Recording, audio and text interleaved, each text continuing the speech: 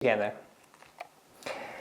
This is what should be done by one who is skilled in goodness and who knows the path of peace.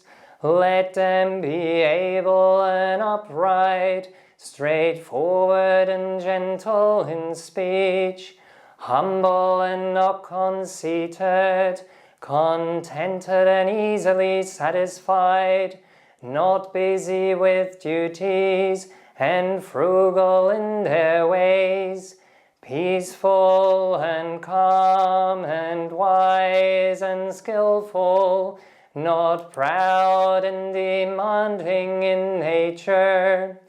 Let them not do the slightest thing that a wise would later reprove, wishing in gladness and in safety, may all beings be happy.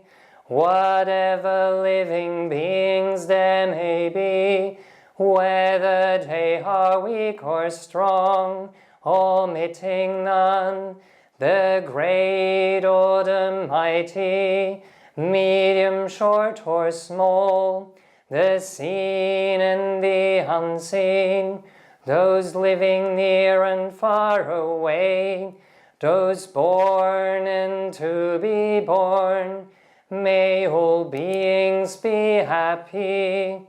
Let none deceive another, or despise any being in any state.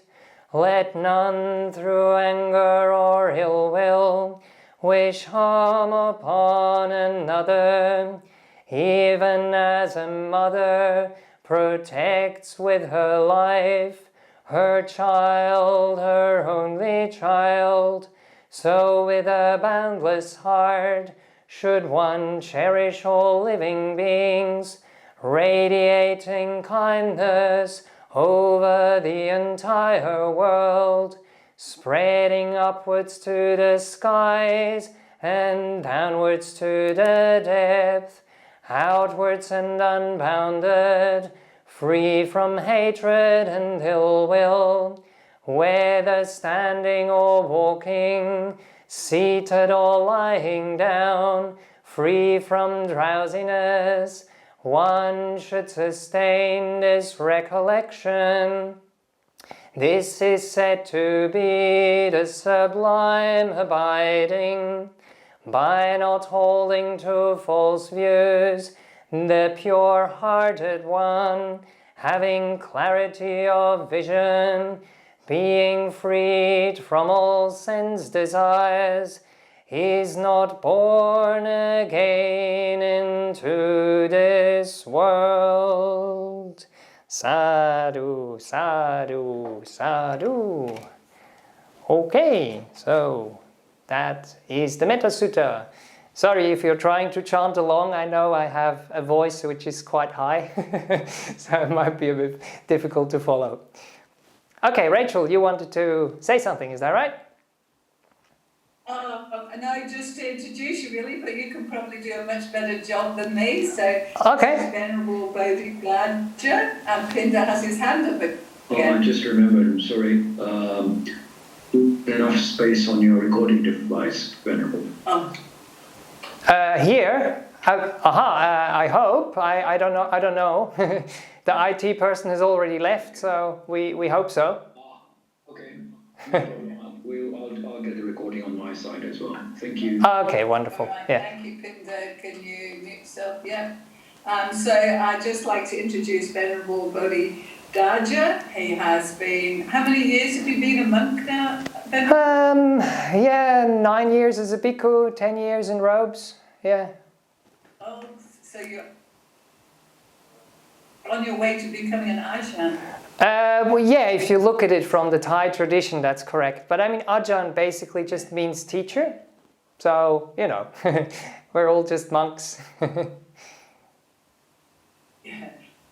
So So I will just pass over to you, and I don't know whether it's just my end, but you're breaking up at my end. So if we find that you're breaking up, then I just recommend that people take off their videos so that we use less bandwidth. Over to you, Venerable. Thank you. Thank you. Yes, so let's hope the bandwidth is going to be okay.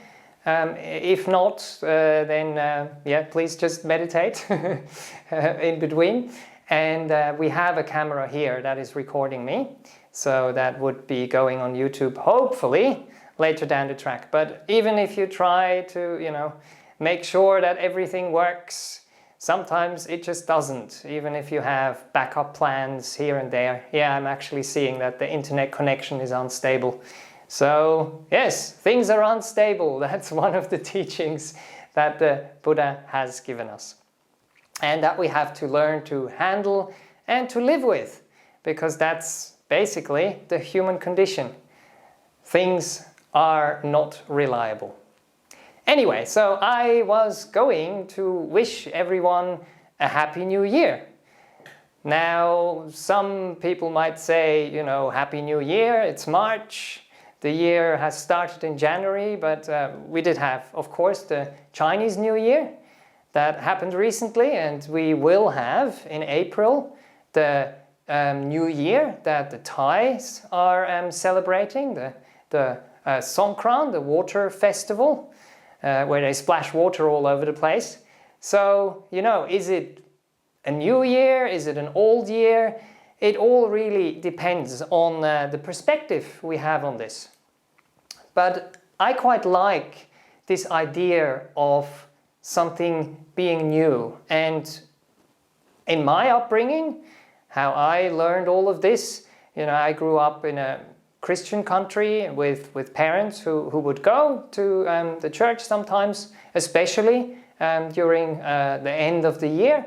So it would be this, you know, this December would be the time of the year where you reflect, where you remember, where you are grateful for whatever has happened to you.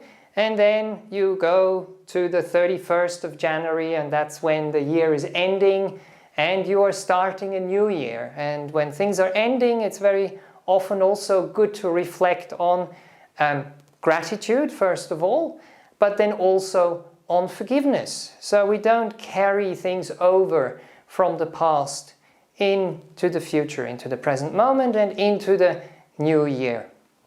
So, but these things that I just mentioned are actually things we should remember almost every day, so to speak, not just when a new year is around the corner. And what is new and old anyway? It really depends how we look at things.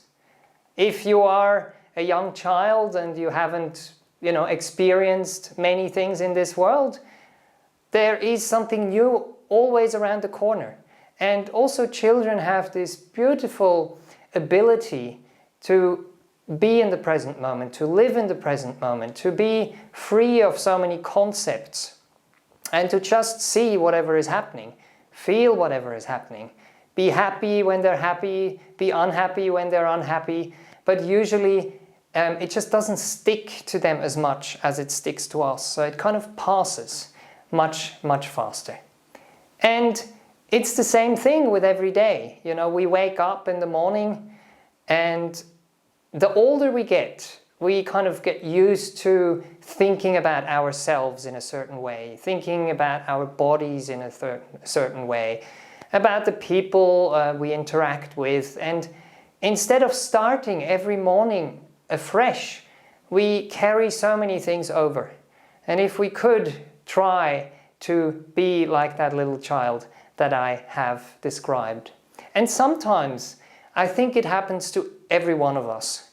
But it's kind of like we are in a dream state and we wake up from that dream state and realize, hey, I've actually been somewhere completely different from where my body is, where my mind is, where my five senses are, the present moment basically.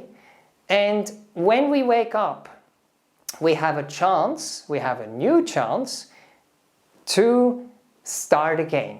So I thought I might be talking a little bit about this waking up and beginning again, because it is so important in our day-to-day life, but especially so in meditation, that we realize when we are sitting in meditation and we are getting, dragged all over the place, or we get carried away by something, we feel something or we think something and we kind of jump on that train of thought, and then we get carried away. But once we realize, we wake up and then we can begin again. So beginning again is something which is actually very, very important, especially in meditation, to practice it. And if we practice in meditation that way, we're able to take it into our day-to-day life with us. So we ask ourselves, are we still caught up and reliving things? Are we being haunted by things from the past? Or are we leaning forwards? Are we fantasizing, worrying about the future, about what might happen, about the connection that might suddenly disappear, about what we're going to do after this is all over, what we're going to do tomorrow? Of course, a little bit of planning is okay, but we often overdo it in that area as well. So then we ask ourselves as well, even if we think we are more or less in the present moment, are we actually seeing things as they really are? Are we just feeling, seeing, without having all those concepts that I talked about, that confuse the matter, that delude us, that we have these kind of filters, how we look at the world? We might have filters of not wanting something, we might have filters of wanting something, and they basically distort what is there, the purity of the present moment. But if we inject something which opens the heart, something which is kind and relaxing, if we develop contentment, then we can actually usually be quite sure, quite certain that there is mindfulness there, that there is kindfulness there. Mindfulness and kindfulness always come with a certain joy, like that joy that I talked about in children. They have those wide eyes, they have the energy, they're really present. And it comes with purity, it comes with clarity of mind, but also with a certain calmness of the mind.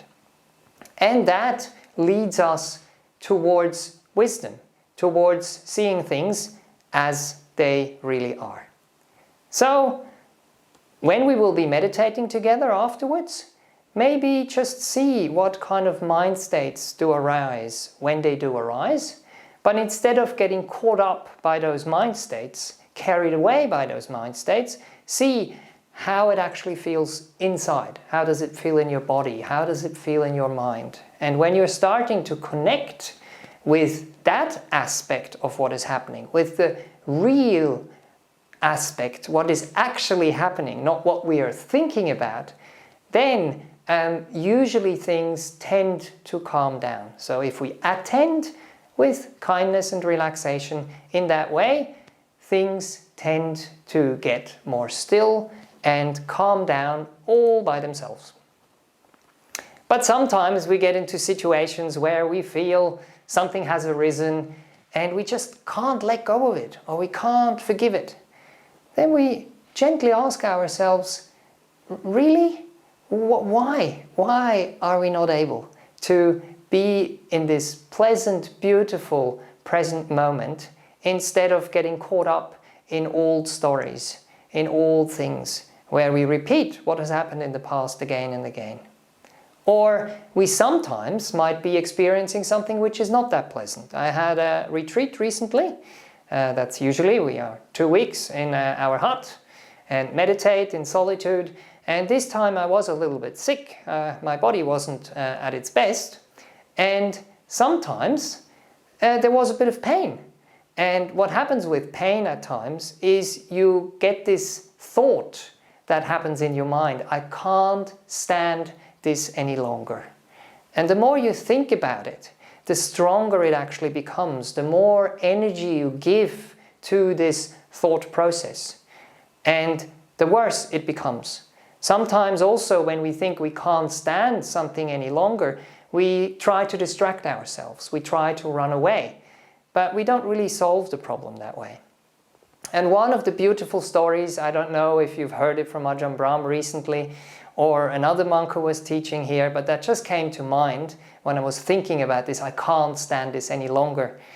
When Ajahn Brahm was with Ajahn Chah in Thailand, Ajahn Chah would teach in the evenings, and he would sometimes go on and on and on and on and on and on until, 2 o'clock, 3 o'clock in the morning, all night, or at least a couple of hours. And that is a kind of good example of when you're sitting in the audience there and you're thinking, it's like a pain. You don't want it, it's unpleasant. And you are starting to have this thought pattern which goes, when is Ajahn Chah going to stop? When is Ajahn Chah going to stop? And there was this one young novice that was at that monastery at that time, and that's exactly the thought which was going on in his mind. And it just got more and more unpleasant. But somehow he must have heard the teachings before, or must have heard Ajahn Chah even say something in the talk that triggered this shift. Instead of thinking, I can't stand this any longer. When is Ajahn Chah going to stop? When is Ajahn Chah going to stop? When is Ajahn Chah going to stop? He suddenly thought, when am I going to stop? And when that thought dropped into his mind, he did stop. And he was able to meditate very, very deeply, and the world around him disappeared. And he was still sitting there when all the other monks had already left after Ajahn Chah's really, really long Dhamma talk. And he got out of a really nice, deep meditation. So, why can't we stop? Let's just try to stop. Instead of thinking, what is the next thing I have to complete to make me feel at ease. Ease happens when letting go is there, when contentment is there, when stillness is there. So we try to be less in meditation, not more. We let go, and through letting go, we develop, we cultivate peace. Just being, just watching, not waiting for something to happen now or in the future, not waiting for something to go away. So I have a quote here, which I heard recently from Joseph Goldstein. So we learn how to enjoy what is pleasant, but without this attachment and trying to keep it, without clinging. And then we also learn how to be with unpleasant experiences, without aversion, fear, or pushing the experience away. So when we practice like this, then there is stillness. Then there is a subtle and deep beauty. And I encourage you, whenever that beauty arises in your meditation, that you let that beauty pull you in. But it's inwards, not pulling you outwards. It's pulling you into the present moment, into the experience that is happening right now. And to let yourself be drawn into that peace and the deep ease that is connected with it. And bond with that beauty. There is so many things that we consider beautiful out there in the world, but it's a beauty which irritates. It's not a beauty which soothes and gives us peace and gives us a rest.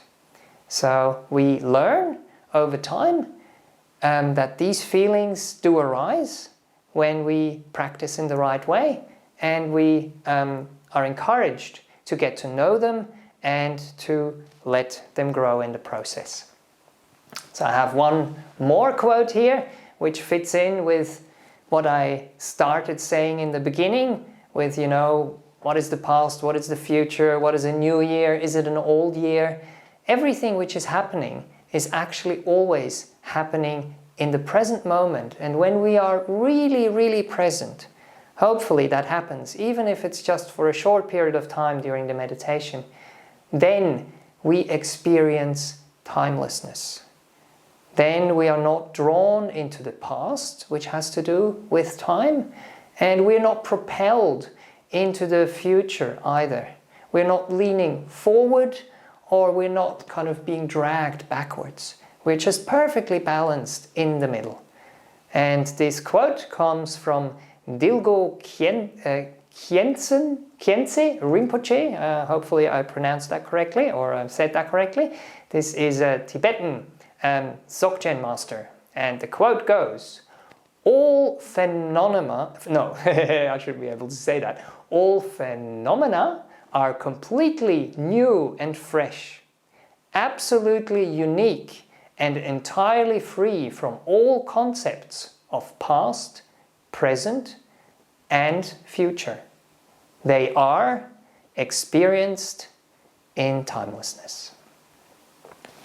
Okay, let's see if we can practice that in our meditation now. Let me just see if I can exit here. Yes, and be back in the Zoom meeting with you guys. Okay, wonderful. So if you haven't already, please try to find a comfortable posture for the meditation that we will do together. Oh, okay. There was just a chat message that I checked out there on Zoom. Wonderful. Okay. So maybe wiggle your body around a little bit, adjust your chair, get another cushion, stretch your legs, whatever needs to be done. Yawn. And then when you have done that, you can close your eyes gently. If that's something you're not familiar with or it's uncomfortable, you can just close them a little bit and have your eyes gaze in front of you on the ground where there is nothing happening really. But if you can close your eyes, that's even better. Because when you do that, then you are allowing your awareness to fall back onto your body, so to speak, onto this body of ours that carries us through our lives and has been so kind to us, with little hiccups here and there, but you know, generally, it's great to have a body, the vehicle for our life. So giving a bit of gratitude to the body. And then also, as I mentioned before, giving forgiveness to the body. Please give your body a break. If it does stuff every now and then that is unpleasant, if it gets sick, as my body did, don't scold it. Just be kind to it. And then there will be less sickness, and the sickness will be going away much more easily usually.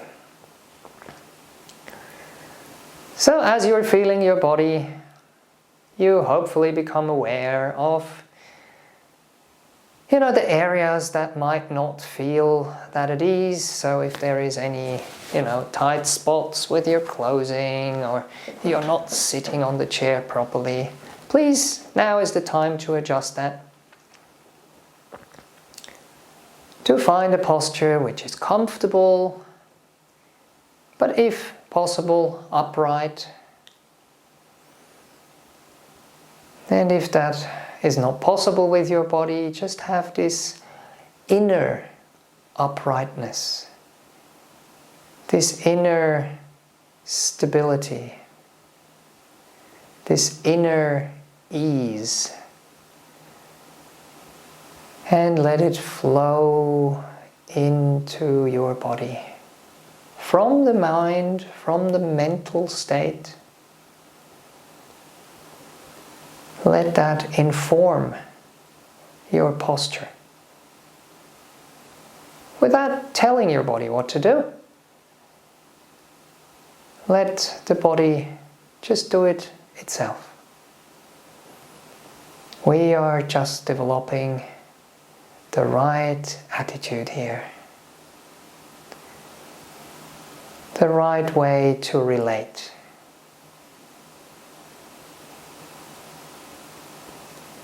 And if we relate to the body like a friend, then the body will feel at ease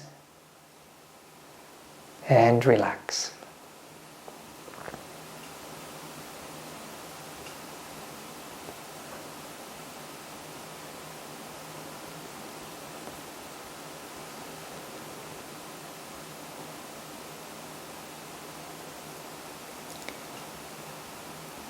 One thing I usually like to do in the beginning of the meditation is do a bit of a body sweep to make sure that I gave this kind, soothing, relaxing attention to my whole body. So let's just start at the top of our head and then just scan down across the whole body, which at the top here would include the face with all the muscles around the eyes and the mouth, the sides of the head, the back of the head.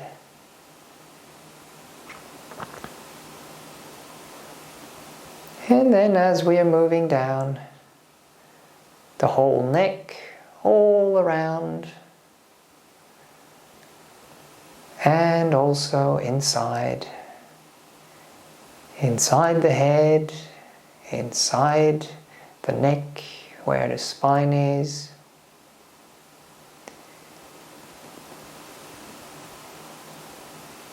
And reaching the shoulders,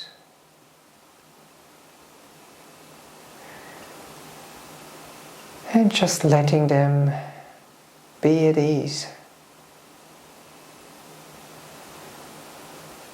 Whatever might be burdening us, let's see if we can let go of that burden. Put it down.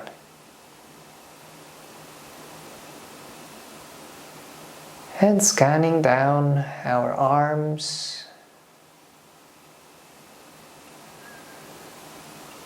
having them hang loose,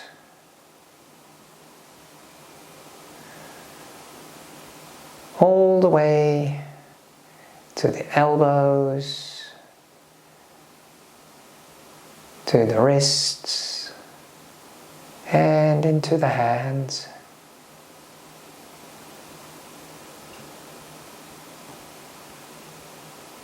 See that your hands are in a comfortable position. There is no right or wrong here. See how they feel at ease. And if they need adjusting, please adjust them.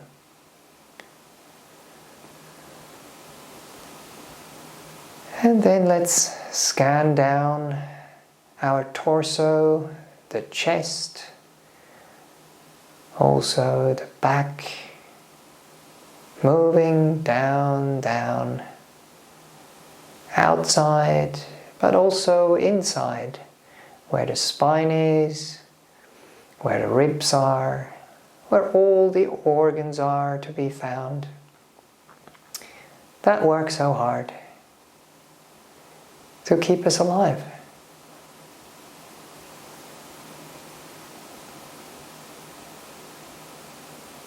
Moving towards the belly and the middle back and the lower back. Again, not forgetting all the organs in here that give us energy, that clean our bodies, that make them function.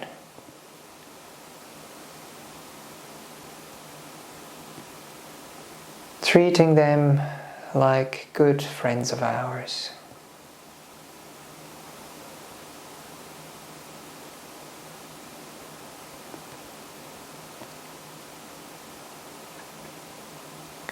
Moving down to the buttocks, feeling the seat that we can ground ourselves on.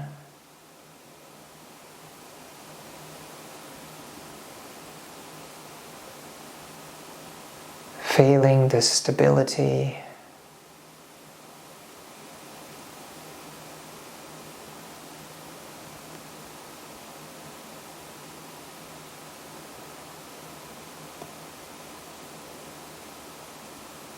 Solidly planted.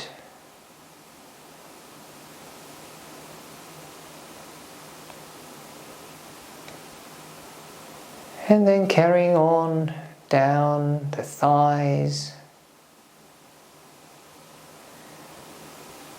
on the outside and on the inside, not forgetting our good old bones that also give us structure,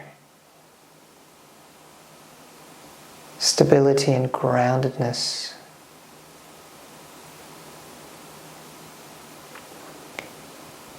And a mental groundedness in the present moment, in what is happening right now.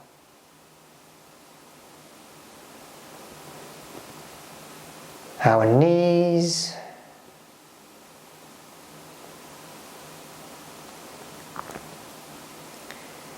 also inside and outside.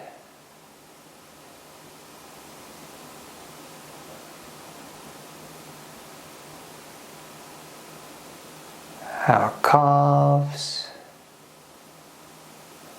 and shins.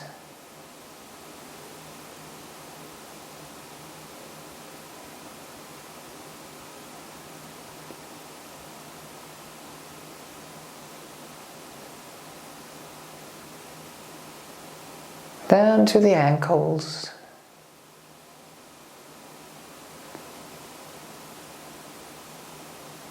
And into the feet.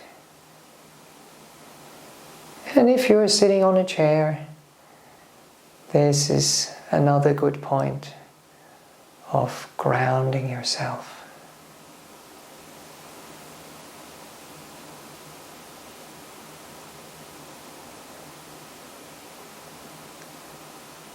Earthing yourself like there is an earth for too much current that might be going through the system.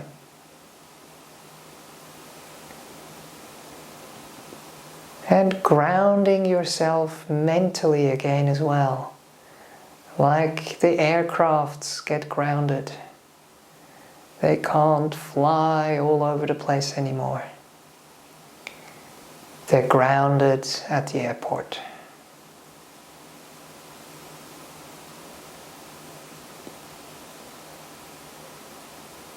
They're grounded in the present.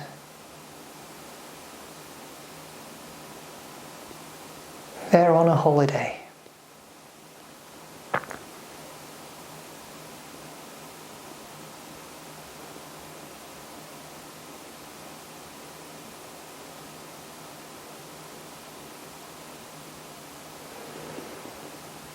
And hopefully your body, by relating to it in this way, also has become tingly and soft and at ease, relaxed.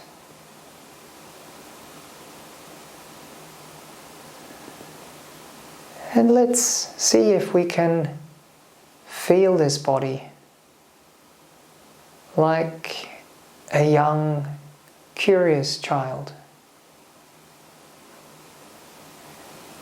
Don't think about the different body parts and what you know about them. See if you can experience your body in a completely new way.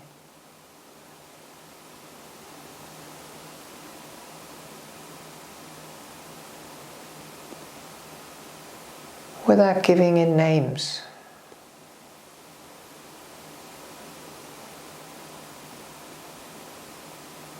Without using labels.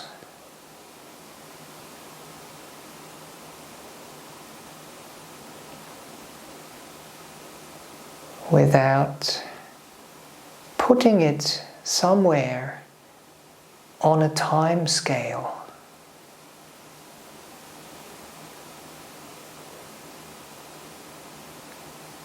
Seeing if you can experience the sensations which we call our body in timelessness.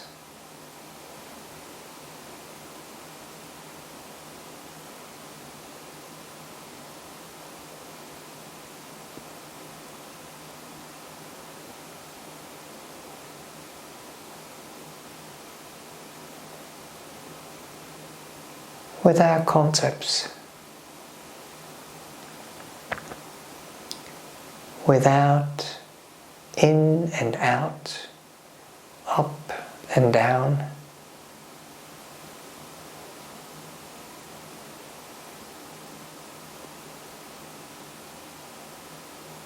Just feeling.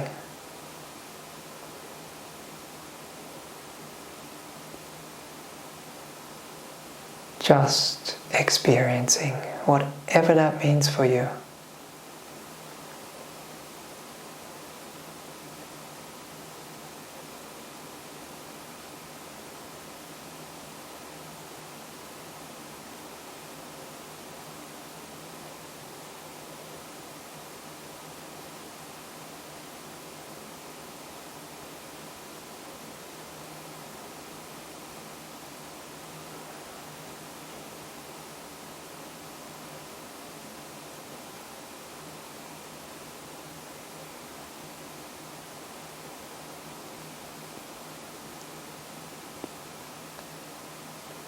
I stopped saying things for a while and guiding. Did you get lost in time? Lost in concepts? No worries. Just wake up right now. And begin again to be with what is.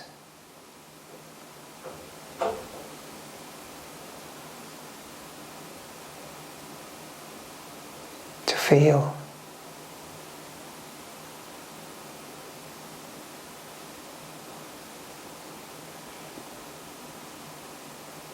To experience.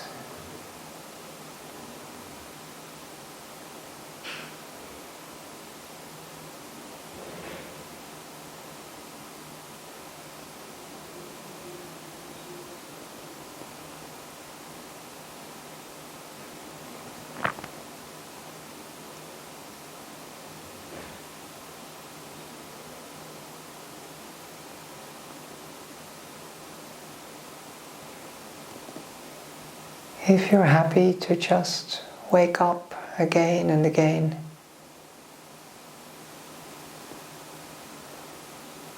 and begin again with curiosity of this little child,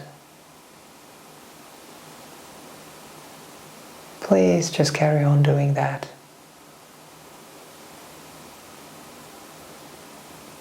If you are still enough already and your body is starting to fade away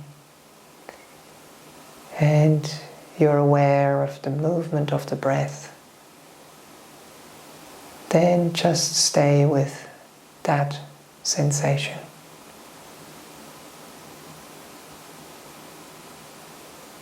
But again, just feeling.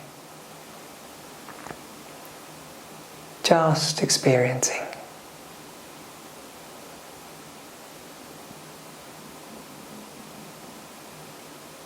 In timelessness.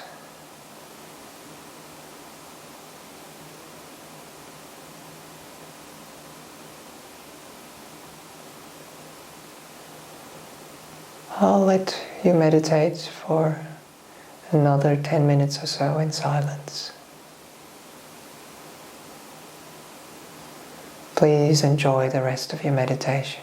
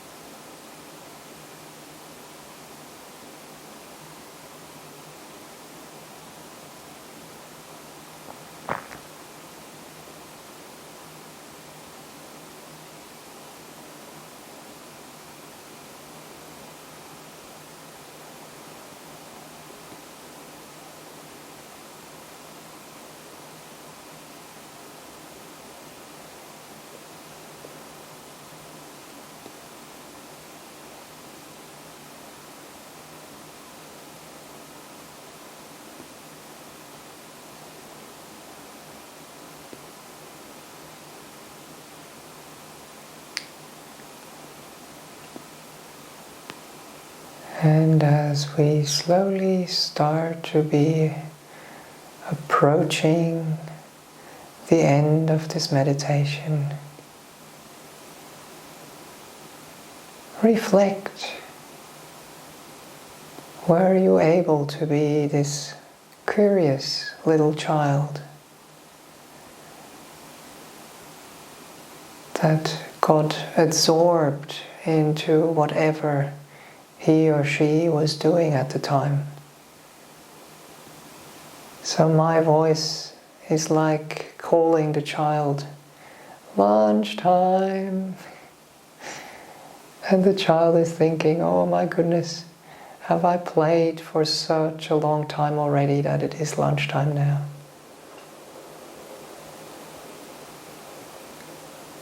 Gently, gently allow yourself to be pulled back into the body, into the shape of the body,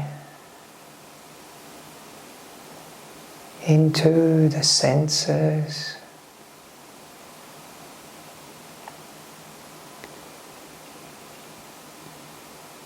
and into time, out from timelessness, back into time.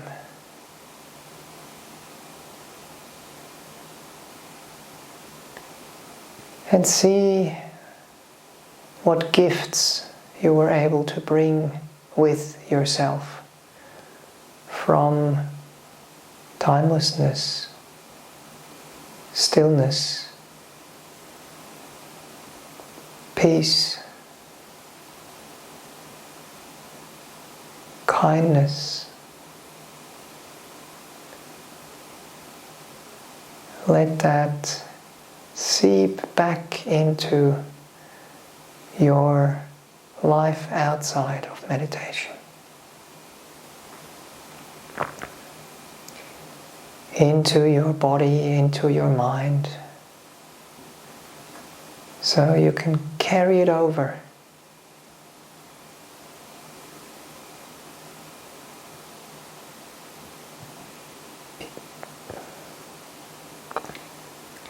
I will be ringing the bell soon,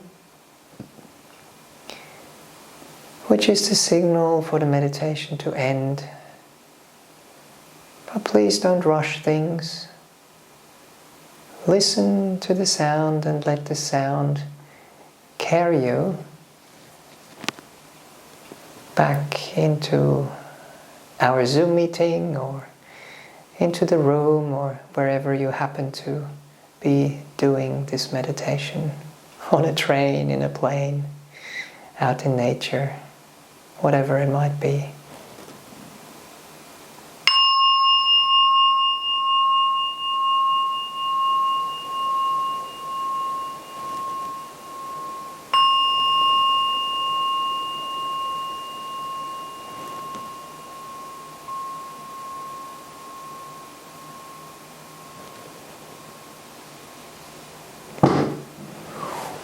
Okay, here we are on the other end. I hope the sound was okay. Do we have any questions?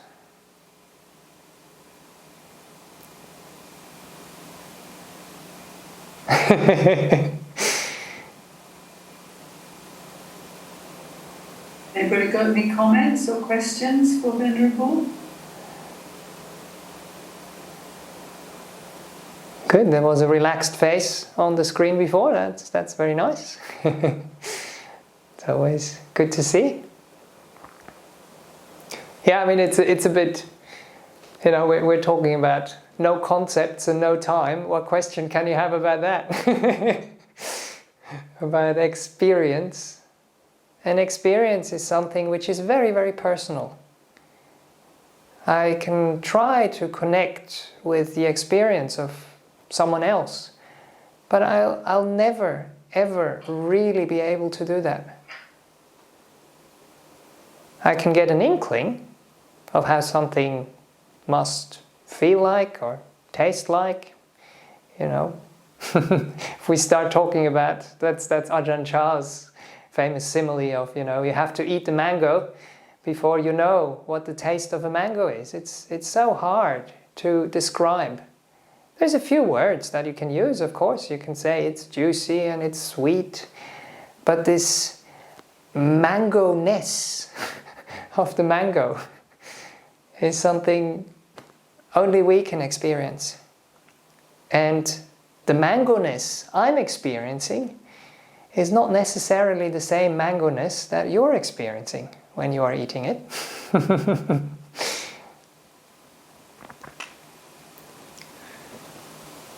Yes, that's what comes to my mind. Don't know. Anything that someone wants to share or say or ask?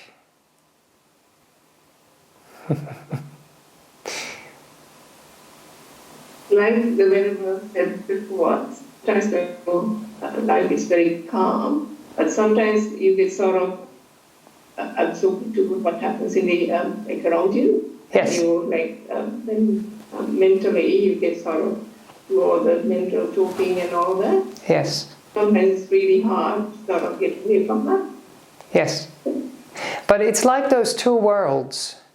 It's the worlds of concepts that we communicate with each other with, and it's the world of experiences that draw us out into the world.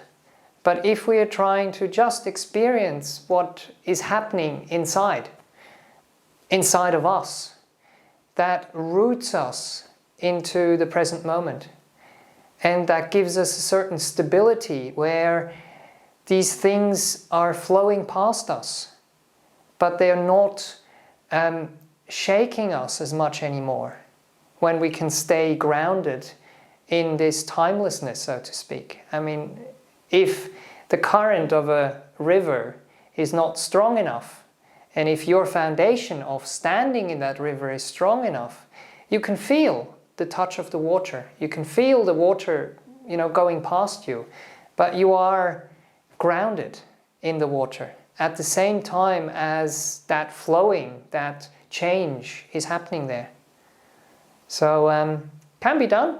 And if it doesn't happen, then what I was just trying to, you know, convey this time, we wake up, we realize, hey, hang on, I'm somewhere out there. I'm not here. I'm not experiencing what is happening right now. So when that happens, I realize and I wake up and I say, wow, can I begin again? Can I start again? Can I come into this moment afresh? Can I try to experience this moment from a completely different perspective? Can I try to be this little child that don't has all those concepts?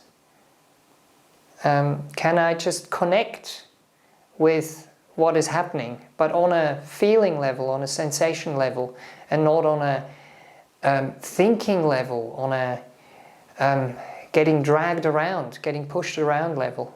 And yeah, of course, it doesn't work all the time. I was pushed around by my illness for a while during the retreat.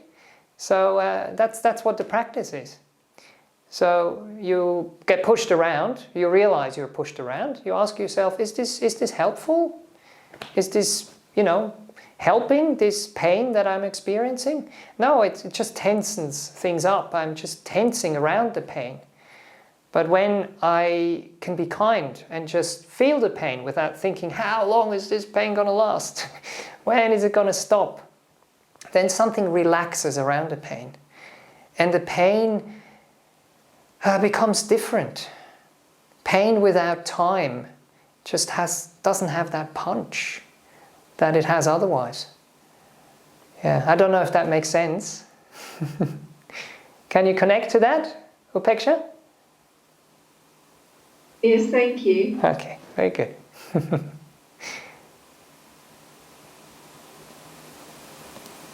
All right, do we have something else?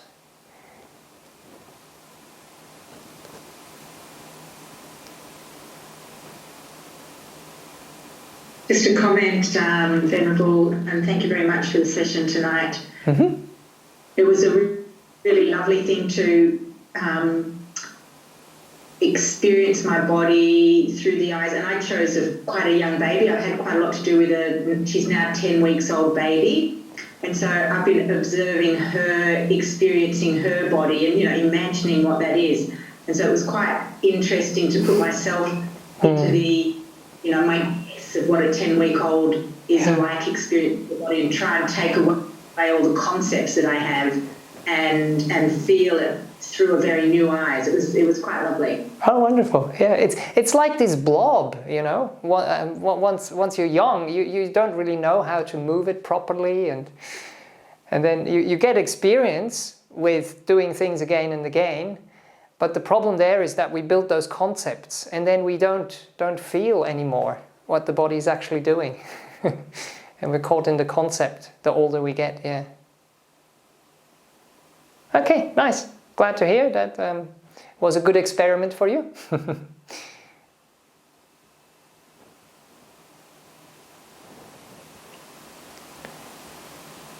Okay.